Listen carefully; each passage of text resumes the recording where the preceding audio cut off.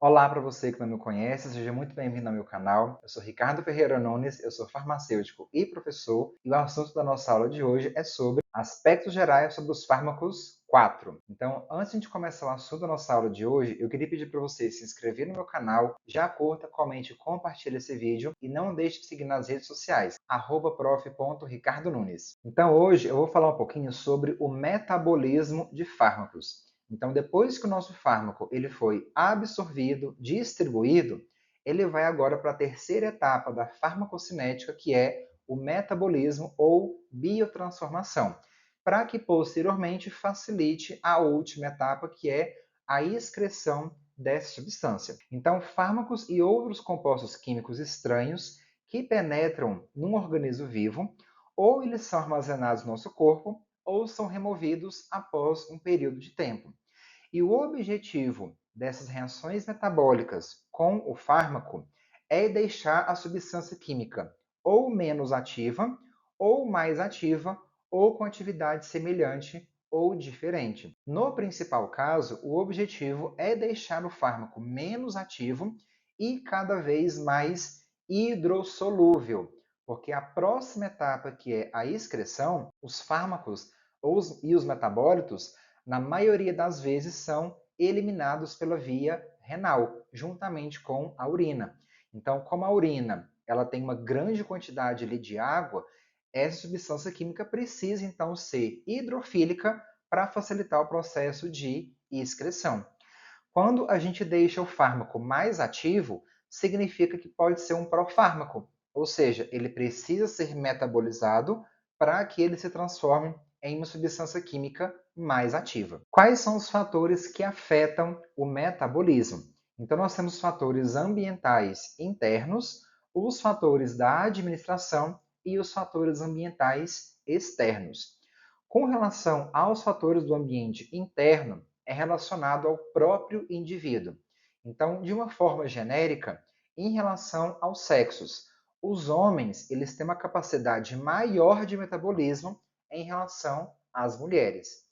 A questão da idade, os extremos de idade metabolizam menos. Então, se a gente pega recém-nascidos e crianças e os idosos, eles têm uma capacidade menor de metabolização do que o indivíduo adulto. Tem também o estado nutricional, temperatura corporal, flora do trato gastrointestinal, questão de gestação também altera a característica do metabolismo, estado emocional, entre outros componentes, sendo que um dos principais é a questão da genética. Nós temos alguns grupos populacionais que eles metabolizam menos por conta de deficiência enzimática.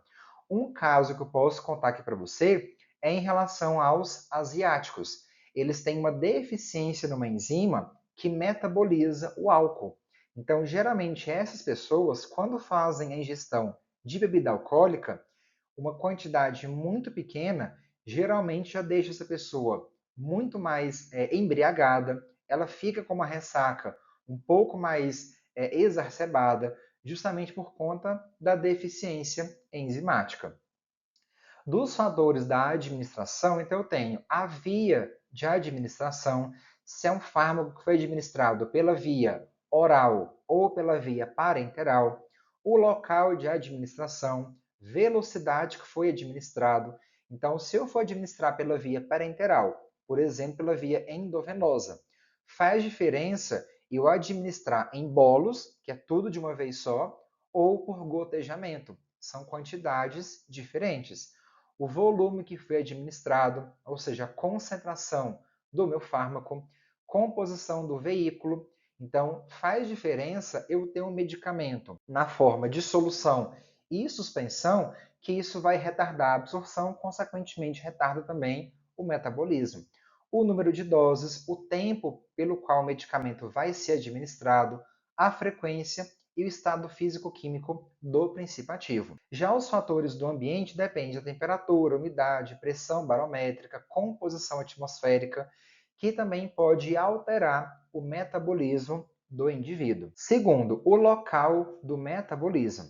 Então, o fármaco, na maioria dos casos, quase 100%, o seu metabolismo acontece no nosso fígado, porque é no fígado que nós temos as enzimas microssômicas que são capazes de transformar o fármaco em um metabólito. Nós temos também outros locais do nosso organismo que também fazem metabolismo, mas não é o local principal.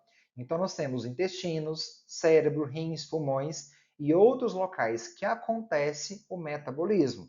Mas lembrando, não é a principal função desses órgãos. Um que eu posso trazer que é bem claro para vocês é a nossa pele. Então, qual que é a principal função da nossa pele? É função de barreira contra a entrada de micro-organismos, poluição, radiação para dentro do nosso organismo. Então, a função principal é de barreira. Mas nós temos na nossa pele algumas enzimas que são chamadas de esterases. Elas metabolizam os fármacos. Mas é a principal função da pele? Não. Da mesma forma no intestino, cérebros, rins e pulmões. A principal função desses órgãos não é de metabolismo, mas eles têm algumas enzimas que já conseguem transformar o nosso princípio ativo em um outro tipo de metabólito. Terceiro, fases do metabolismo. Então, a gente divide o metabolismo do fármaco em duas principais fases. Na primeira fase, eu tenho a transformação desse composto em uma substância química mais polar, mais hidrofílica. Então, na primeira fase, os fármacos apolares são, em geral, inativados ou, em alguns casos, ativados pela introdução de grupos polares. E na fase 1, acontece as reações químicas de oxidação, redução, hidrólise e desmetilação. Então, na reação química de oxidação e redução, eu tenho o quê? Alteração de elétrons, troca de elétrons nessa estrutura química. Então, alguém ganha e alguém perde elétrons. Na hidrólise, é uma reação química que acontece na presença de água. E a desmetilação é eu retirar o grupamento metil. Lembrando que o grupamento metil é um grupamento CH3. Esse tipo de grupamento metil não interage com a água. Então, quando eu vou lá e retiro esse grupamento, eu posso colocar no local uma hidroxila. E aí sim, a hidroxila interage com a água e, consequentemente, eu deixo essa molécula cada vez mais hidrofílica. Então, observem que aqui eu tenho a letrinha A, que é o meu fármaco, e ele pode ser ativado em um fármaco B ou ele pode ser inativado.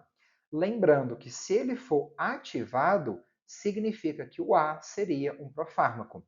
E se ele for inativado em uma substância química C ou em um outro intermediário, o B' precisa passar por uma outra reação química, que é a segunda fase do metabolismo. Então, na segunda fase, os compostos polares são inativados por processo de síntese ou conjugação. O que isso significa? Eu tenho o fármaco A. Ele foi passado na primeira reação de metabolismo por uma reação de hidrólise ou oxidação, por exemplo. Transformei no fármaco B'. Esse fármaco agora ele está mais hidrofílico. Só que nessa segunda etapa do metabolismo, assim que eu adicionar um ácido glicurônico, um ácido sulfúrico nessa molécula, eu vou aumentar o tamanho desse metabólito. Se eu aumento o tamanho molecular, é mais difícil eu ter o processo de reabsorção. Então, assim que eu transformo o fármaco na primeira etapa, pode ser que ele seja reabsorvido. Então, ele vai ficar um tempinho maior no nosso organismo. Se eu passo esse fármaco agora na segunda etapa do metabolismo, eu aumento o tamanho. Consequentemente, eu diminuo a reabsorção e deixo ele ainda cada vez mais hidrofílico. Então, basicamente, essa questão de fase do metabolismo é deixar ele mais hidrofílico e aumentar o tamanho molecular, sendo que deixar mais hidrofílico são reações de fase 1 e aumentar o tamanho molecular as reações de fase 2. Aqui é só uma representação gráfica de todos os grupamentos que podem sofrer processo de oxidação, de hidroxilação, de redução, hidrólise e síntese ou conjugação.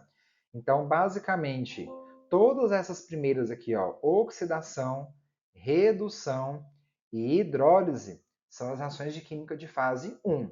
A 4 que está mostrando aqui no cantinho, que é de síntese ou conjugação, são reações de químicas de fase 2. Então, são grupamentos químicos que vão ser atacados durante o metabolismo, transformando, então, em um outro componente. Um exemplo, aqui eu tenho uma reação de redução, que é chamada de redução aldeídica ou cetônica. Então, eu tenho o grupamento aqui aldeído, que depois ele vai ser transformado em uma reação de CH2OH. Então, esse OH, essa hidroxila que foi adicionada, ela é muito mais hidrofílica do que um aldeído, que é esse C-OH. Consequentemente, eu fiz o quê? Aumentei a solubilidade do princípio ativo. E aqui as reações de síntese ou conjugação, observem ó, que eu tenho grupamentos que são muito grandes e são grupamentos mais hidrofílicos. Então, se são grupamentos grandes, eles deixam a molécula maior e, consequentemente, mais hidrofílica. Então, eu espero que tenham gostado dessa nossa aula. Mais uma vez, já curta, comente e compartilhe esse vídeo. Não deixe de seguir nas redes sociais e até o nosso próximo encontro.